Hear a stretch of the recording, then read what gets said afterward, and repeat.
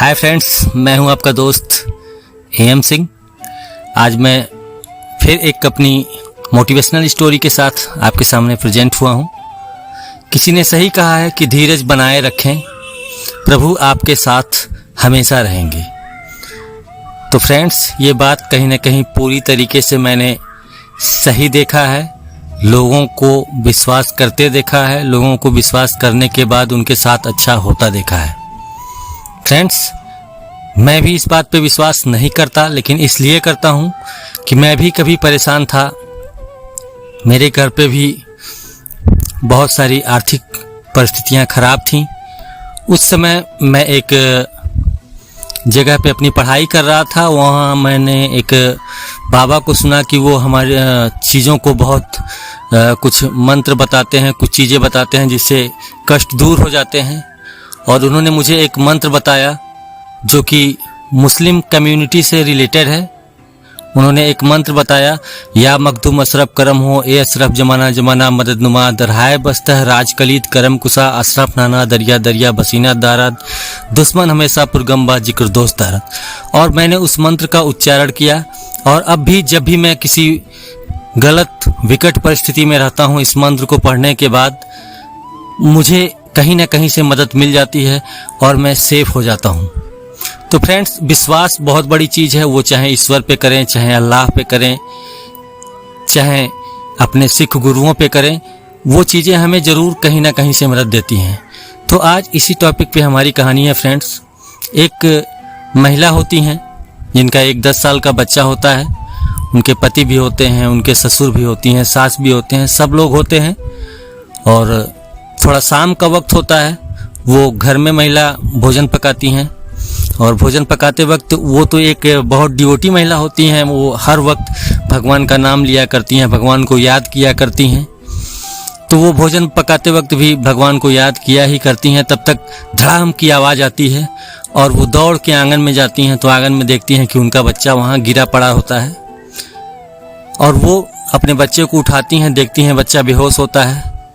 वो बच्चे को अपने गोद में उठाती हैं, जबकि उसके एक दिन पहले ही उनका अपेंडिक्स का ऑपरेशन हुआ होता है। टाके अभी हरे होते हैं।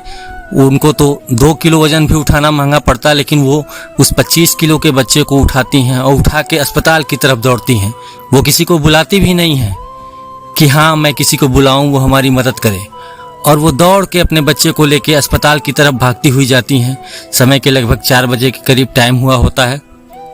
अस्पताल में वो पहुंचती हैं। आप जानते हैं कि सरकारी अस्पताल जो होते हैं वो 2 बजे बंद हो जाते हैं, नियर अबाउट डॉक्टर्स चले जाते हैं। लेकिन इत्तेफाक से उस दिन डॉक्टर उन्हें मिल जाते हैं और डॉक्टर को वो बताती हैं कि मेरा बच्चा ऐसे छत से गिरा।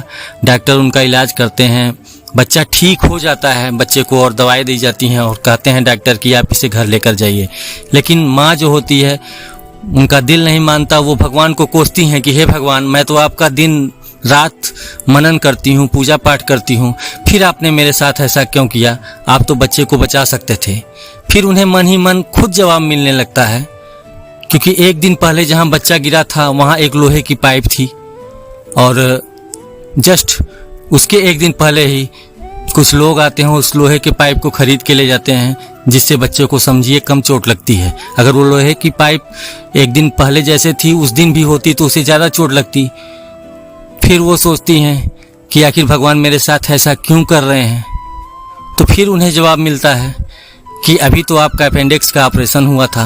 मन ही मन उनको जवाब मिलता है, आप तो 1-2 किलो का वजन भी नहीं उठा सकती, लेकिन भगवान के ही कारण आपने 25 किलो के बच्चे को लेकर 1 किलोमीटर तक दौड़ के अस्पताल ले गई बच्चे को और उसका इलाज करवाया।